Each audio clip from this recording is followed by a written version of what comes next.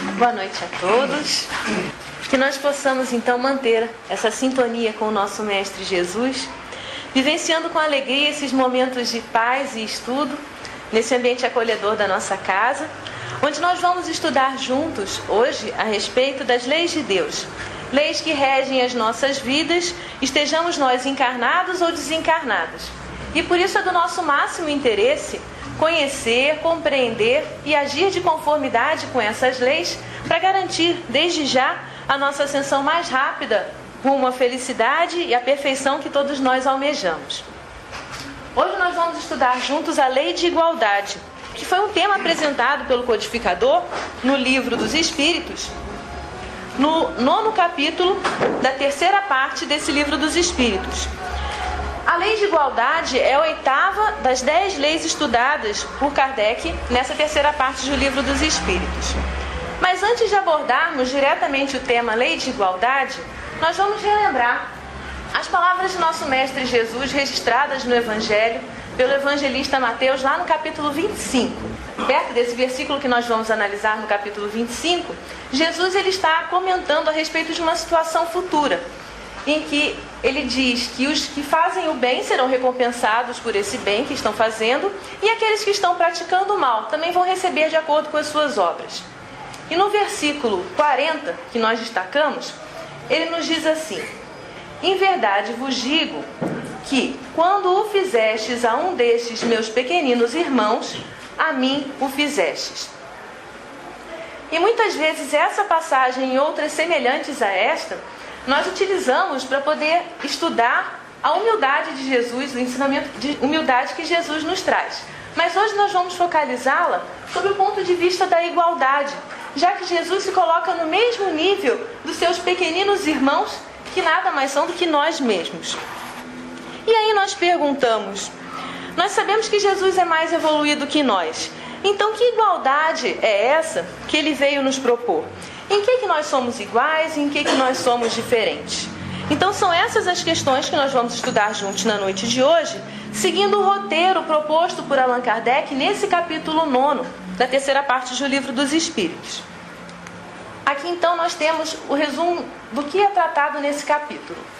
Inicialmente, a igualdade natural, depois a desigualdade das aptidões, as desigualdades sociais, desigualdade das riquezas, as provas da riqueza e da miséria, a igualdade dos direitos do homem e da mulher e a igualdade perante o túmulo. Então, para nós começarmos, é importante nós entendermos o que quer dizer esse termo igualdade. E, naturalmente, nós fomos ao dicionário.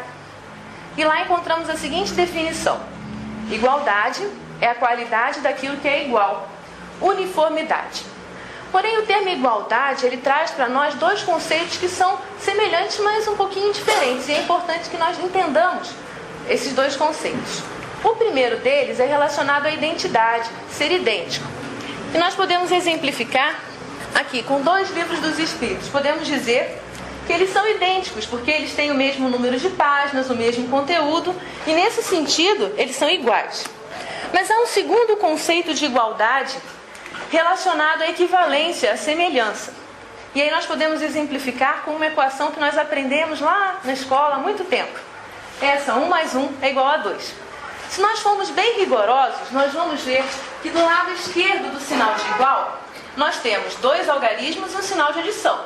E do lado de lá, do sinal de igual, nós temos apenas um algarismo. Mas todos nós aceitamos, compreendemos que o que está do lado de cá, do lado esquerdo, é igual ao que está do lado direito. Mas não é exatamente igual, é equivalente, tem o mesmo valor. Então, compreendendo essa distinção, essa diferença, esse princípio, nós vamos poder compreender melhor os questionamentos que o codificador fez aos espíritos superiores e também as respostas que esses espíritos nos deram para que nós pudéssemos, então, evoluir, aprender e estudar. Indo naquele primeiro item, igualdade natural, Kardec perguntou na questão de número 803. Perante Deus, são iguais todos os homens? E se nós dirigirmos o olhar para nós aqui, na nossa sala de reuniões, nós já podemos ficar imaginando o que será que é essa igualdade.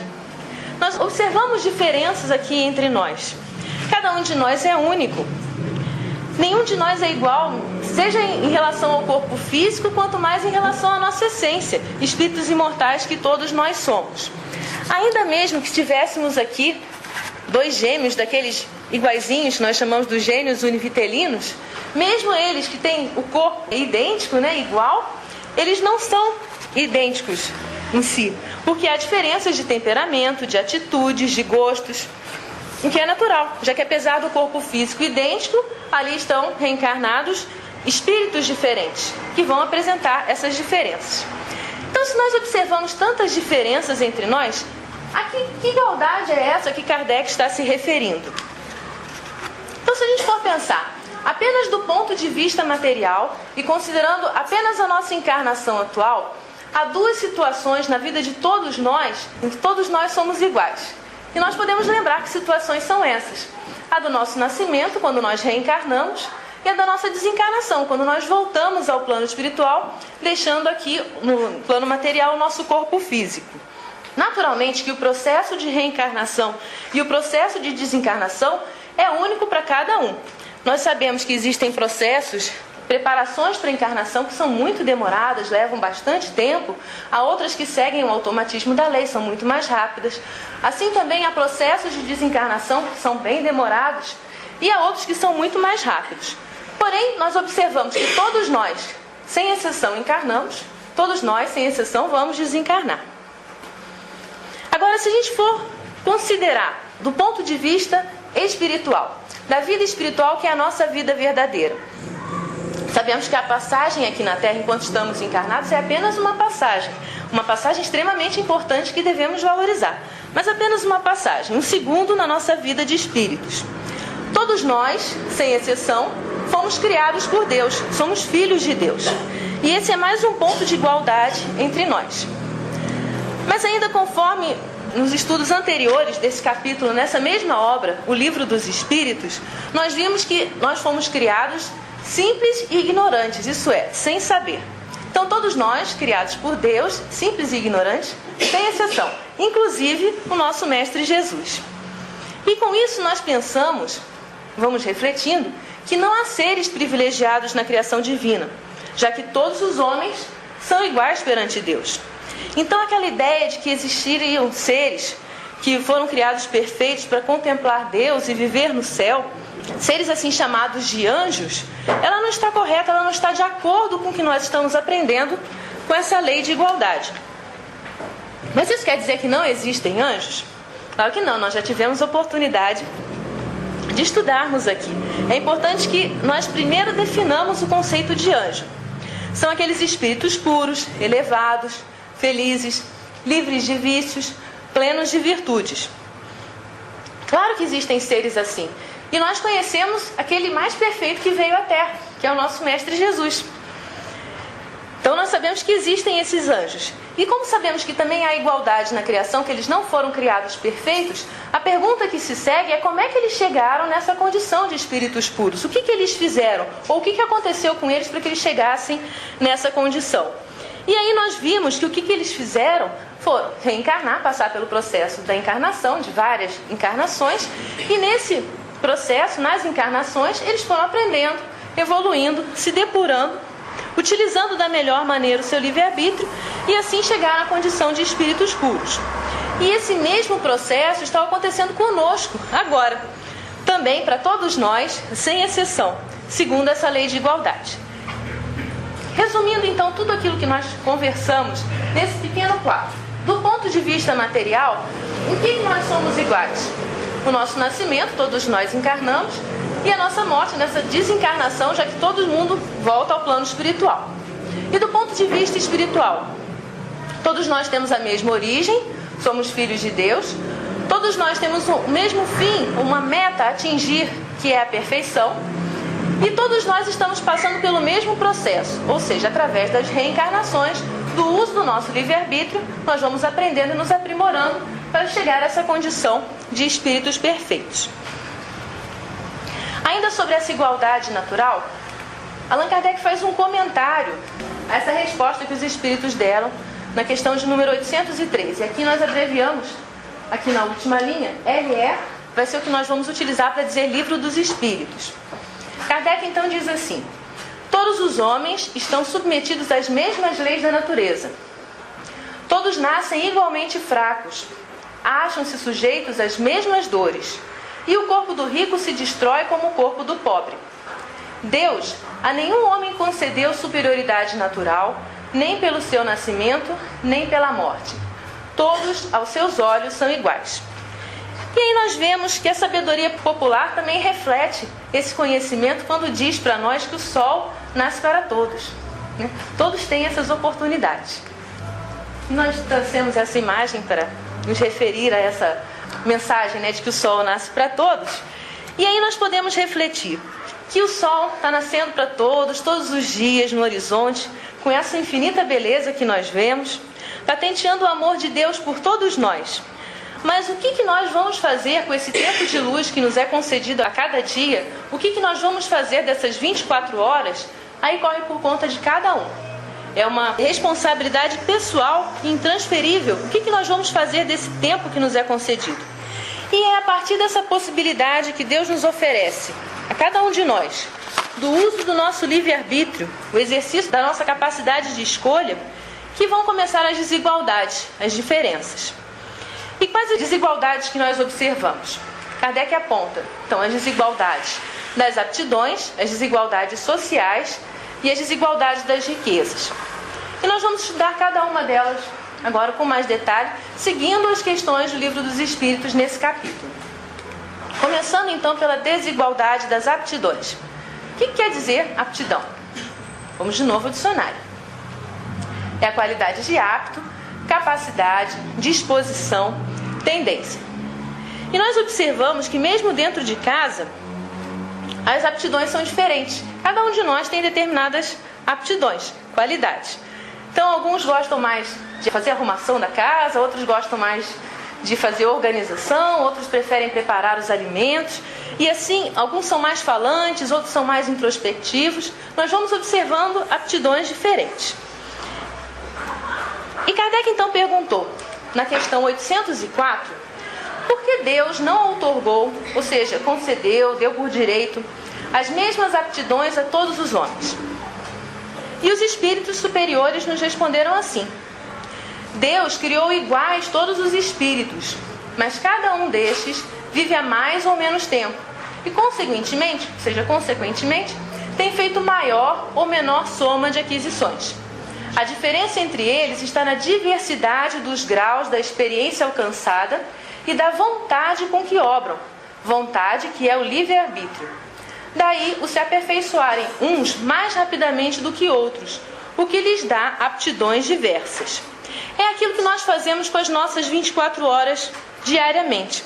Aos que se esforçam mais para aprender, aqueles que querem fazer as suas tarefas da melhor maneira, aqueles que estão dedicados ali no momento naquilo que estão fazendo, e aqueles que, no outro extremo, estão fazendo qualquer tarefa, mas pensando em outra coisa, em outra situação, não dando a mínima atenção para aquilo que eles estão vivenciando naquele momento. E assim, eles podem estar perdendo a chance de aprender com aquela situação que eles estão vivenciando. Isso não só em relação às tarefas materiais, mas também em relação às tarefas espirituais. Aquelas que nos propomos a realizar para melhorar a nós mesmos e também auxiliar ao próximo. Então, se a gente fosse imaginar uma situação ideal, não é o que acontece, mas é só um exemplo, uma situação ideal para entendermos o que está sendo dito nessa passagem. Imaginemos dois espíritos que foram criados ao mesmo tempo e que vivenciaram ao longo de toda a sua jornada evolutiva as mesmas situações e sempre escolheram tudo do mesmo jeito. Chegou um determinado momento da encarnação deles em que é oferecida uma tarefa para ambos. Mas um escolhe fazer a tarefa e o outro recusa essa tarefa no momento. Então aquele que escolheu fazer a tarefa, se dedicou, aprendeu com aquela experiência, mesmo que não tenha feito o melhor que ele podia, mas aprendeu, e o outro não vivenciou aquela experiência. Quando chegar essa tarefa novamente para eles, uma outra oportunidade, aquele que já se dedicou a ela vai ter muito mais facilidade para poder realizá-la do que aquele que nunca viu aquilo, está vendo pela primeira vez. E aí nós entendemos a desigualdade das aptidões. Tudo depende muito mais da nossa vontade. Os espíritos ainda complementam essa informação a respeito da desigualdade das aptidões, dizendo que é útil para a sociedade que nós tenhamos aptidões diferentes. Porque aquilo que um não gostaria de fazer, o outro já tem mais facilidade, já pode realizar. Então todas as tarefas podem ser realizadas. Naturalmente estamos falando das coisas úteis e boas, né? E com isso se melhora, né, o progresso de todos. Todos podem fazer algo de útil, algo de bom. Também se fala, nessa resposta dos espíritos, a respeito da solidariedade entre os mundos. E é uma solidariedade que existe em toda a criação, já que os espíritos habitantes de mundos mais adiantados, eles encarnam aqui no nosso planeta para nos dar exemplos e auxiliar o nosso progresso. É nesse mesmo livro, o Livro dos Espíritos, no capítulo anterior, que trata da lei do progresso, que nós vimos que o espírito, uma vez que ele aprende alguma coisa, ele não retrocede, ele não vai perder aquilo que ele aprendeu, aquilo que ele já conquistou. Então, considerando a diversidade das aptidões, nós vemos que elas não têm origem na criação dos espíritos, já que todos nós fomos criados da mesma maneira, né? Simples e ignorantes. Essa diversidade tem origem no grau de aperfeiçoamento que cada espírito já conquistou. Deus não nos criou com faculdades desiguais, mas permite que os espíritos, em graus diversos de desenvolvimento, estejam em contato uns com os outros, para que os mais adiantados possam ajudar os mais atrasados. E que os homens, assim, necessitando uns dos outros para poder conviver, viver, possam compreender a lei de caridade, que deve unir a todos nós. E nós vemos que esse conhecimento já está chegando até nas nossas atividades profissionais, dessa diversidade de aptidões, já que existem muitas empresas que atualmente estão buscando fazer grupos multidisciplinares, que se chamam. E esse nome bonito apenas quer dizer que são profissionais de áreas diferentes, que trabalham juntos no mesmo projeto, para que o melhor de cada um possa ser utilizado para realizar uma tarefa e também em benefício de todos. Resumindo então tudo isso num quadrinho, nós vemos que a origem da desigualdade das aptidões vem dos diferentes graus de aperfeiçoamento dos espíritos. E esses diferentes graus de aperfeiçoamento dos espíritos é uma função do tempo, de quanto desde que eles foram criados e como é que eles vão aproveitando, e a função do livre-arbítrio, de como eles vão aproveitando esse tempo desde que foram criados. Kardec continua abordando as desigualdades. Nós vimos primeiro das aptidões e agora vamos passar para as desigualdades sociais. Ele perguntou lá na questão de número 806. É da lei da natureza a desigualdade das condições sociais? E os espíritos responderam: não, é obra do homem e não de Deus. A desigualdade das condições sociais que nós observamos. Sendo assim, obra do homem e não de Deus, nós sabemos que ela tende a desaparecer com o tempo, já que só as leis de Deus é que são eternas, perfeitas e imutáveis. As leis humanas e outras obras humanas, que ainda não estão alinhadas com essas leis divinas, elas tendem a se modificar até chegar a essa condição que as leis de Deus nos indicam. E isso vai acontecer com a melhoria da humanidade. Em relação a essa condição social, quando nós pensamos na diferença de condições sociais, nós vamos lembrar lá do início da propagação do cristianismo, como as pessoas que tinham um nível social muito elevado e que não compreendiam que todos nós somos filhos de Deus e por isso irmãos, deviam ter ficado muito preocupados e até ofendidos com aquilo que Jesus vinha nos trazer de ensinamentos e que a doutrina espírita continua também nos relembrando e esclarecendo. Que o que vale não é o título que nós temos temporariamente numa determinada encarnação, e sim o que nós fazemos, as obras que nós construímos com a oportunidade que nós temos em nossas mãos. Então, desde o tempo lá do Velho Testamento, em Salmos, lá no capítulo 62, versículo 12, já é dito, né? O Senhor certamente retribuirá a cada um segundo a sua obra. Todo mundo já tinha esse conhecimento. E Jesus reforça essa mesma ideia. E então recompensará a cada um segundo as suas obras, conforme registra o evangelista Mateus, lá no capítulo 16, versículo 27. Então, não é tanto o título que nós temos, mas o que nós fazemos com essa oportunidade é o que vale. Não adianta, por exemplo, ilustrando, nós temos o sobrenome pomposo de macieiras, mas não produzimos as maçãs. O conceito, então, de superioridade real é aquele relacionado à superioridade moral e não à social, porque essa social é transitória. Numa encarnação nós podemos estar numa família de destaque social. E numa outra encarnação, subsequente, nós podemos estar numa família mais subalterna. E tudo isso são experiências que o espírito vai passar para poder evoluir.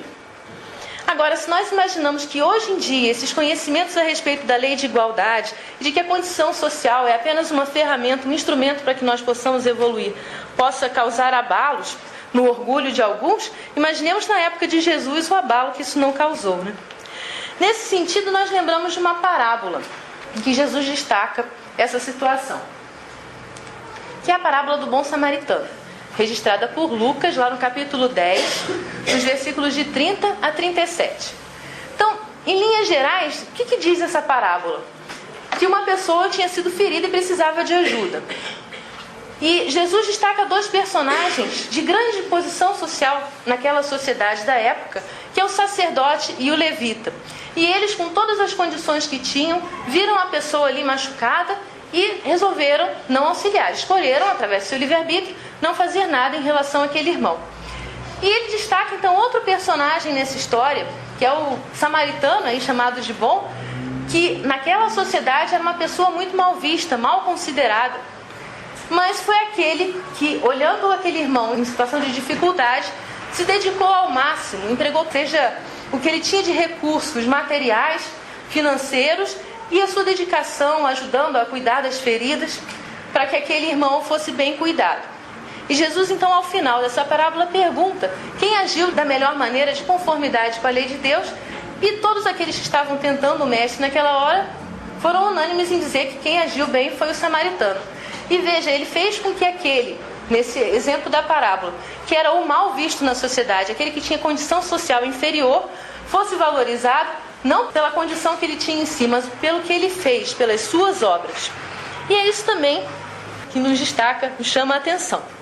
Jesus, ele sabia e sabe que o mal é transitório, e que só o bem e a verdade são eternos.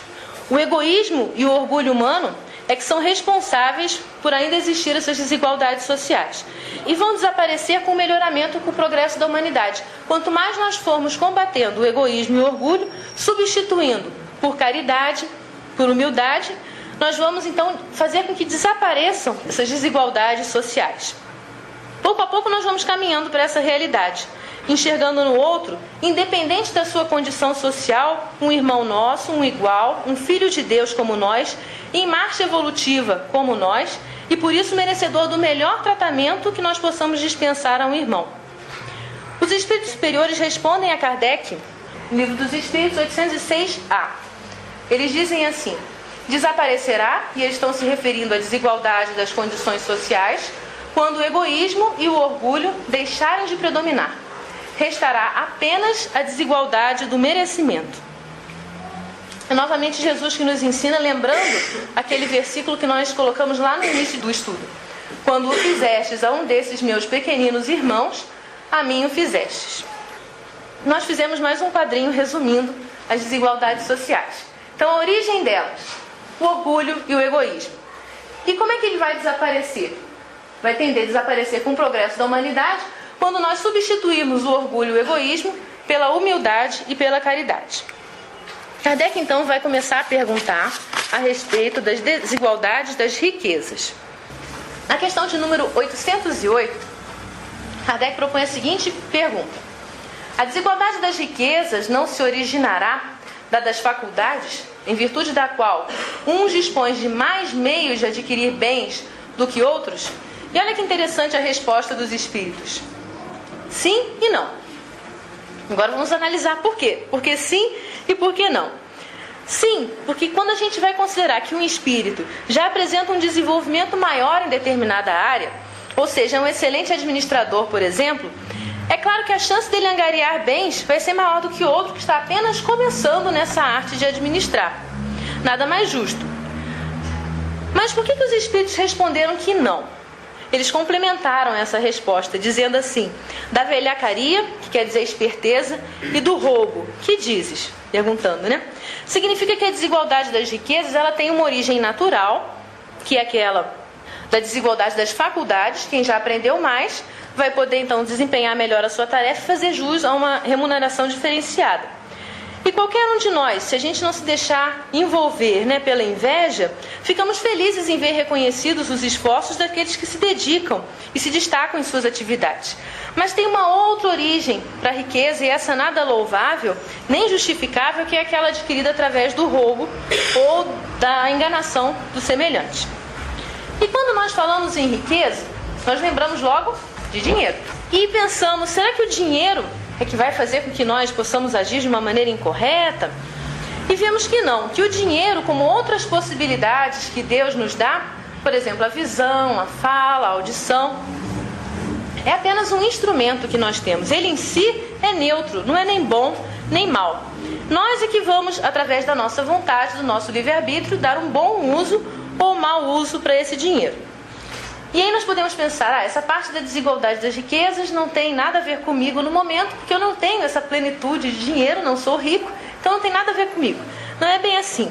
Mesmo quando nós não estamos com esse dinheiro na nossa mão, aqui em nossa posse, nós podemos observar os sentimentos que nós temos em relação à conquista desse bem. Será que é um sentimento de ambição desmedida? Um orgulho? Uma vontade de ostentar? Uma vontade de humilhar e ferir o companheiro de jornada? Bom, se são esses os sentimentos que nos movem, cuidado, porque Deus julga as nossas intenções. Kardec apresenta uma outra situação. E no caso de alguém herdar uma riqueza que foi mal adquirida, será que ele tem responsabilidade em relação a essa riqueza? E os espíritos respondem que se ele sabe que essa riqueza foi mal adquirida, ele tem a chance de corrigir essa injustiça. E com isso, satisfazer tanto a ele, porque ele vai estar dando um bom emprego a essa riqueza, e também aquele espírito que provavelmente, então já tendo desencarnado, para o outro poder herdar, no plano espiritual vai perceber que não adquiriu bem essa riqueza e vai querer consertar aquela situação de alguma maneira. Vai estar desejoso de reparar essa falta. E aí, lembrando dessa situação, nós lembramos de uma história que nós lemos nesse livro aqui, Nas Telas do Infinito, da médium Ivone do Amaral Pereira. Na segunda parte desse livro, que é uma novela mediúnica, ditada pelo espírito Camilo Castelo Branco, que tem por título O Tesouro do Castelo, é narrada a história do personagem Dom André de Casablanca, que era um homem rico, mas ele teve um grande desgosto na sua vida. A mulher que ele amava resolveu não casar com ele e casar com outra pessoa. E por essa situação que ocorreu na sua vida, ele resolveu dedicar toda a sua vida a angariar saberes, conhecimentos, viajou muito o mundo e também acumular riquezas. Com isso ele teve um castelo. E quando ele foi pressentindo que a morte ia chegando, ele teve uma ideia muito interessante. Ele pegou todas as suas riquezas, encerrou numa determinada parte do castelo, numa determinada ala, e deixou de herança o castelo para aquela que era sua amada, que agora já estava viúva, estava numa situação social muito ruim, econômica muito ruim. E resolveu deixar o castelo de herança para ela. E quando ele chegou no plano espiritual, e que ele viu então a sua amada ali no castelo, mas sem ter o que comer, e passando grandes necessidades, e com aquela riqueza toda do lado dela, numa ala do castelo em que ela não podia entrar, porque estava escrito assim no testamento, ele começou a ficar desesperado, porque não era bem isso que ele queria. E ele viu que aquela riqueza podia ser empregada de uma outra maneira. E o que ele fez? Agora eu vou contar do ponto de vista do espírito, Ele começou a tentar se manifestar para poder conversar então com essa sua antiga amada. E ela, encarnada, que percebeu que o castelo estava assombrado. E aí então todas as pessoas começaram a falar que o castelo estava assombrado e começaram a fazer tudo o que eles sabiam na época para poder afastar esse espírito que estava assombrando o castelo. E então o que aconteceu nessa história? Se o Dom André conseguiu realmente se comunicar com a sua amada e deixar aquela fortuna para que ela pudesse usufruir nos últimos anos de sua vida, vocês vão poder saber, lendo essa história. Não vou contar o final para não estragar, Cada um vai poder ler. Bom, quando nós verificamos que a desigualdade das riquezas, vamos ver o nosso quadrinho, nós vemos que ela tem duas origens. A primeira dela é a desigualdade das faculdades. Essa é uma origem boa, depende do esforço de cada um. E tem uma origem que não é tão boa, que é o mau uso do livre-arbítrio. Vem através do roubo e dessa velhacaria, que é aquela esperteza em relação aos outros. E nós separamos algumas observações. Que essa desigualdade das faculdades, ela vem dos diferentes graus de aperfeiçoamento dos espíritos. Nós já falamos lá para trás. E em relação a esse adquirir a riqueza de uma maneira não tão louvável, ela tende a desaparecer também com o progresso da humanidade, que nós vamos cada vez mais utilizando melhor o nosso livre-arbítrio. E aí a gente pode pensar assim, será que em algum momento vai existir a igualdade absoluta das riquezas? Vamos pensar, se a gente pudesse pegar todo o dinheiro que existe no mundo, repartir igualmente entre todos, será que no momento seguinte tudo ia continuar assim? E se nós refletirmos um pouco, nós vamos ver que não. Porque já que existe a desigualdade das faculdades, cada um ia empregar a sua riqueza de uma maneira diferente. E com isso ia fazer render esse dinheiro de uma maneira diferente. E novamente nós teríamos a desigualdade das riquezas. Então Kardec, mais para frente, ele pergunta na questão de número 813, em relação à miséria. Há pessoas que por sua culpa caem na miséria. Nenhuma responsabilidade caberá disso à sociedade? E os espíritos respondem, mas certamente. Já dissemos que a sociedade é muitas vezes a principal culpada de semelhante coisa. Demais, não tem ela que velar pela educação moral dos seus membros? Quase sempre é a má educação que lhes falseia o critério, ao invés de sufocar-lhes as tendências perniciosas.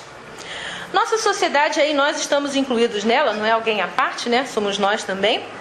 Quando ela valoriza o ter em relação ao ser e ensina isso às crianças, quando valoriza as diferenças sociais, em vez do sentimento de humanidade que deve unir a todos nós, ela se torna cúmplice, se torna responsável pelas situações de miserabilidade e que chega a algum de seus membros.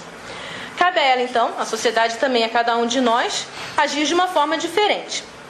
Allan Kardec, comentando uma resposta à questão 685 aqui do Livro dos Espíritos também, no capítulo da Lei do Trabalho, ele nos lembra que a educação é a arte de formar os caracteres e incutir hábitos. E ele nos diz assim, quando essa arte for conhecida, compreendida e praticada, o homem terá no mundo hábitos de ordem e de previdência para consigo mesmo e para com os seus, de respeito a tudo que é respeitável, hábitos que lhe permitirão atravessar menos penosamente os maus dias inevitáveis. Então nós vemos que pela educação nós vamos modificar a nós mesmos e com isso também modificar a sociedade, evitando essas situações de miséria.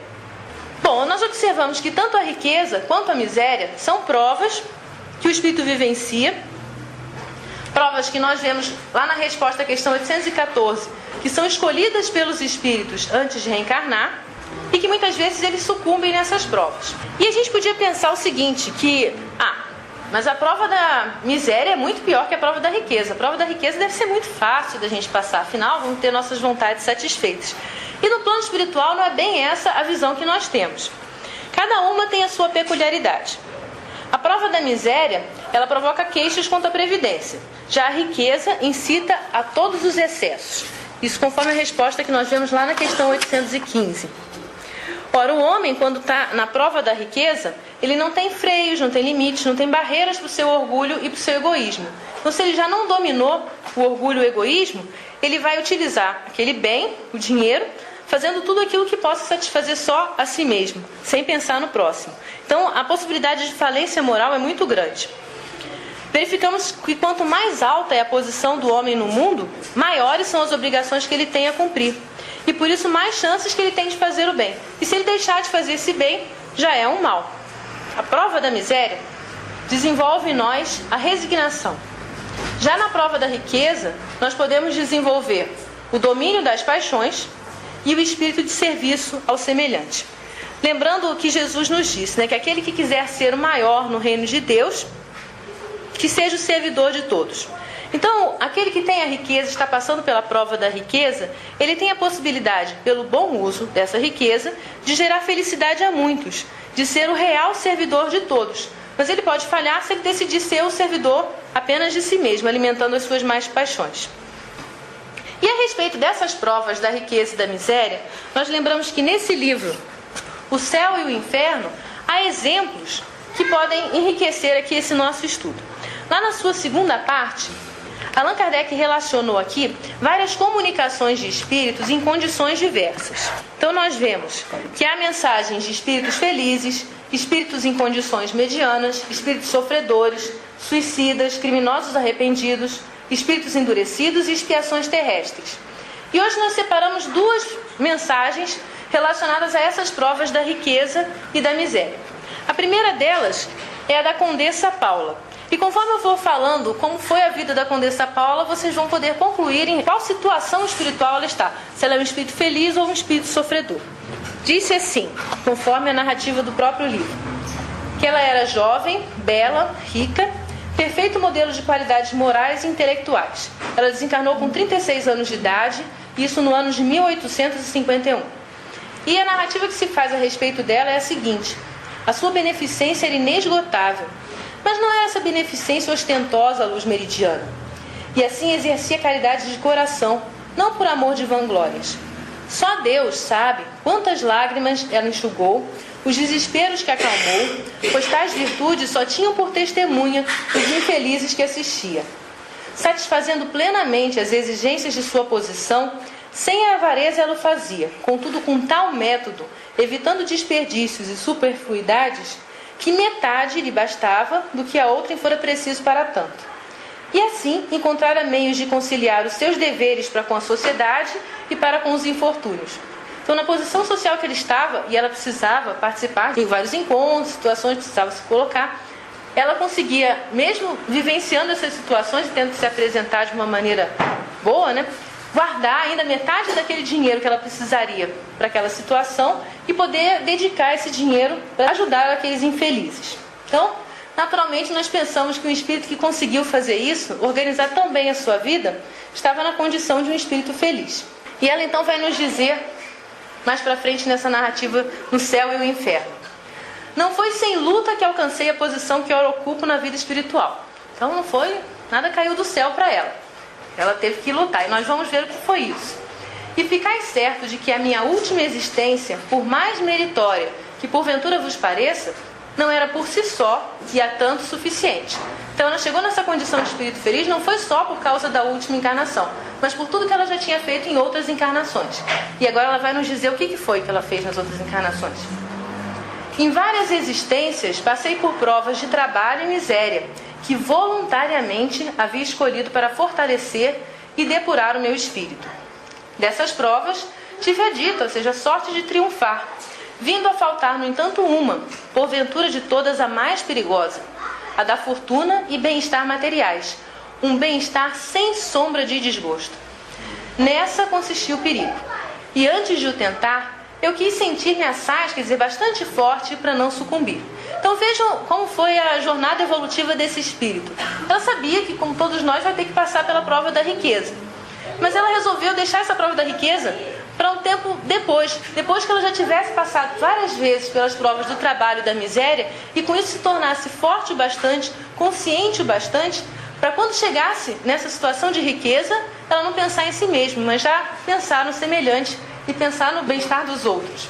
E com isso ela conseguiu triunfar. Então essa foi a jornada dela, da Condessa Paula, e que serve também para nós meditarmos e nos instruirmos. Agora vamos ver uma outra prova.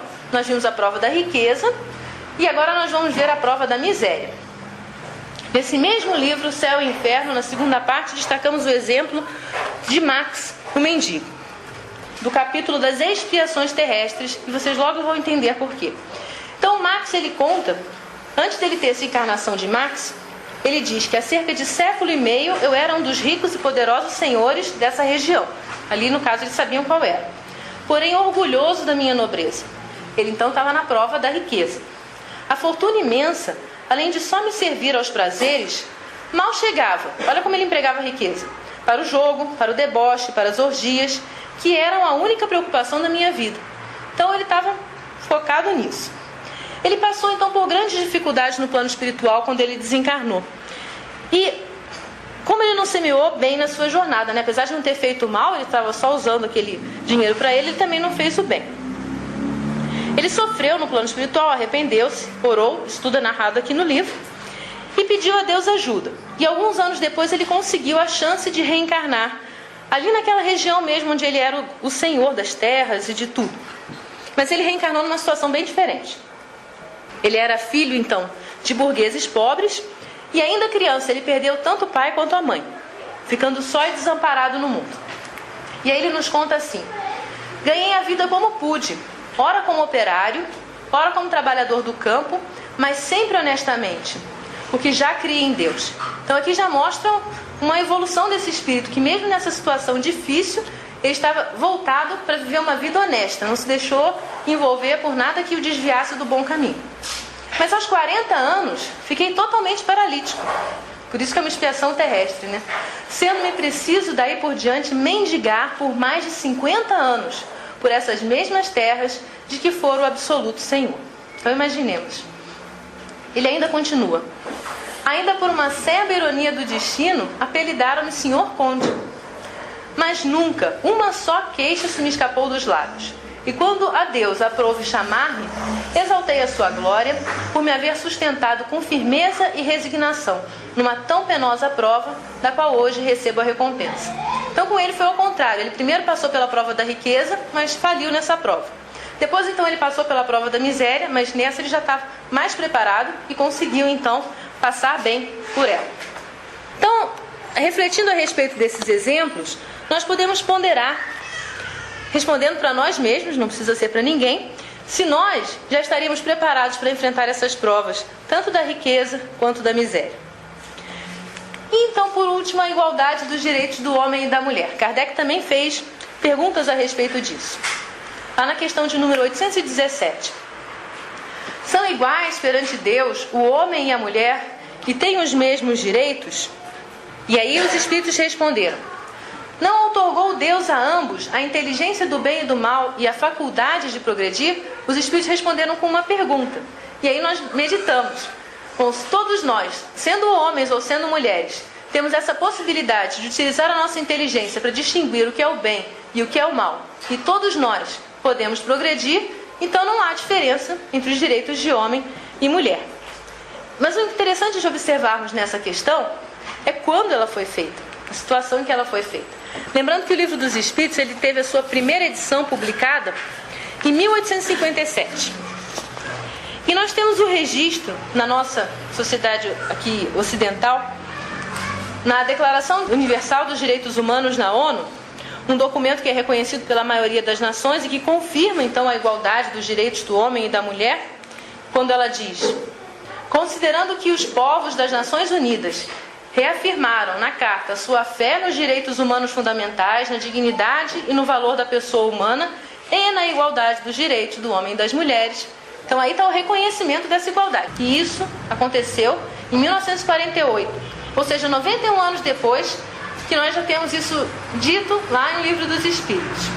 Mas se nós formos buscar também no Evangelho, será que Jesus não falou nada a respeito disso? Claro que falou.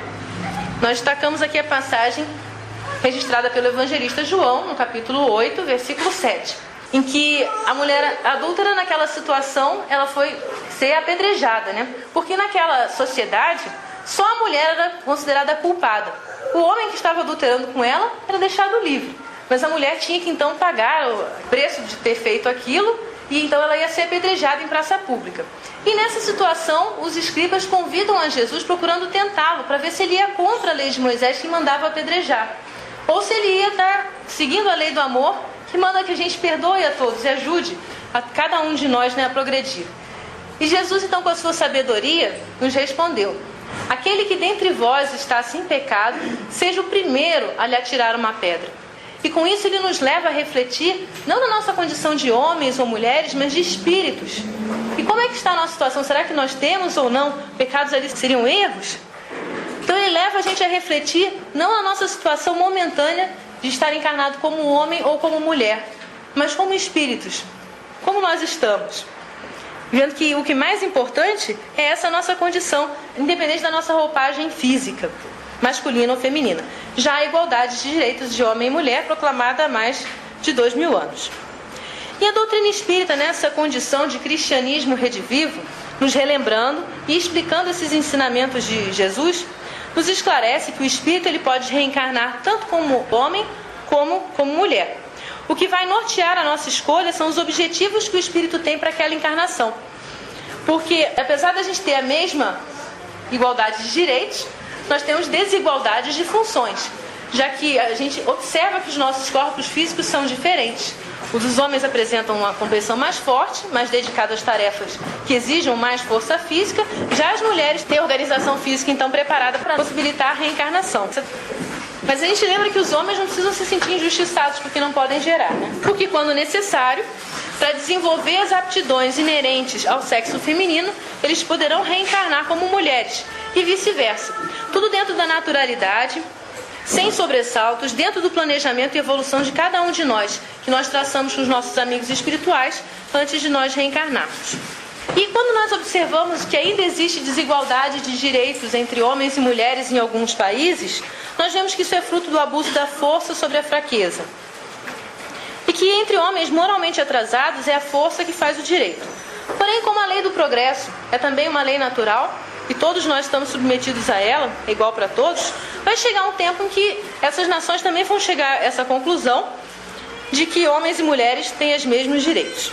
Concluindo então o nosso quadrinho, homens e mulheres têm igualdade de direitos, já que todos somos espíritos, e têm desigualdade de funções, de acordo com as diferenças de nossas organizações físicas.